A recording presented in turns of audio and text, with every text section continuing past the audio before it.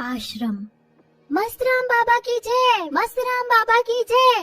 पीपली नामक गांव के सब लोग सिर्फ यही नारा लगा रहे थे। दूर दूर से लोग आ रहे थे और मस्तराम बाबा के आश्रम जा रहे थे।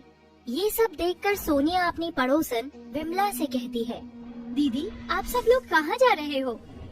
अरे तुझे नहीं पता, हमारे गांव के आश्रम में बहुत प्रसिद्ध और तपस्वी बाबा मस्तराम आए हैं। क्या बाबा मस्तराम? ये कौन से बाबा हैं जिनका नाम भी इतना अतरंगी है?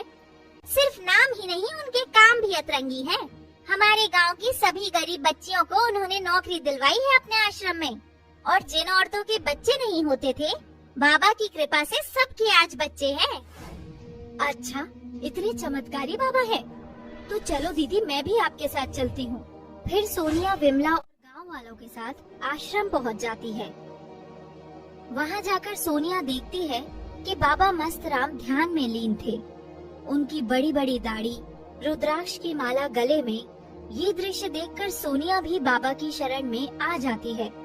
फिर बाबा अपनी आंखें बंद करते हुए ही बोलते हैं, बेटी सोनिया, तुम अपनी बेटी के भविष्य के बारे में चिंता मत करो, सब अच्छा होगा। बस उसे हमारे पास लेकर आना, हम उसे भी आशीर्वाद दे देंगे। बाबा, आपको कैसे पता मेरा नाम? और मैंने आपको अपनी समस्या बताई भी नहीं, और आपने उसे दूर भी कर दिया। आपकी जय हो बाबा। फिर सोनिया विमला के साथ घर चलने लगती है और रास्ते में उनसे बोलती है, दीदी आपका बहुत बहुत शुक्रिया, आपने मुझे बाबा से मिलवाया। वो सच में बहुत तपस्वी है, बिना कुछ बोले ही मन की बात जान लेते हैं। हाँ, मेरे बाबा सबके सुख दर्द दूर करते हैं, तभी तो दूर दूर से लोग स्नेहा को बाबा के बारे में बताती है। उनसे मिलने को भी बोलती है, पर स्नेहा को इन सब चीजों में इतना विश्वास नहीं था। फिर भी वो अपनी माँ के कहने पर वहाँ चली जाती है। दोनों आश्रम में पहुँच जाते हैं और बाबा स्नेहा को आशीर्वाद देने के बहाने उसकी कमर पर गलत तरीके से हाथ लगाते हैं। स्नेहा को ये बिल्कुल पसंद नहीं आता और वो वहाँ से गुस्से में चली जाती है। सोचकर इससे पहले स्नेहा कुछ बताती, उसकी माँ उसे बहुत डांटती है। ये क्या तरीका था स्नेहा, तुम ऐसे वहाँ से क्यों आ गई? बाबा क्या सोचेंगे हमारे बारे में? उनका इतना अपमान मैं बर्दाश्त नहीं करूँगी। तुझे कल ही उनसे माफी मांगनी होगी।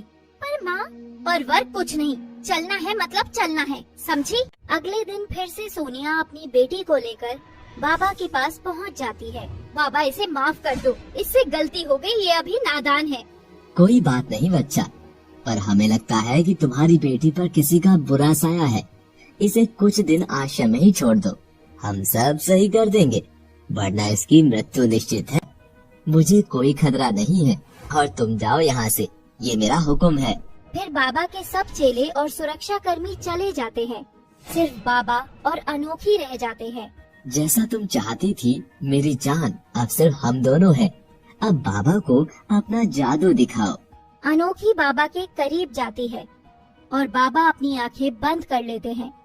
तभी वहाँ स्नेहा एक रस्सी लेकर आती है, जिससे स्नेहा और अनोखी मिलकर बाबा के हाथ पैर बांध देते हैं। स्नेहा तुम यहाँ? और ये सब क्या है?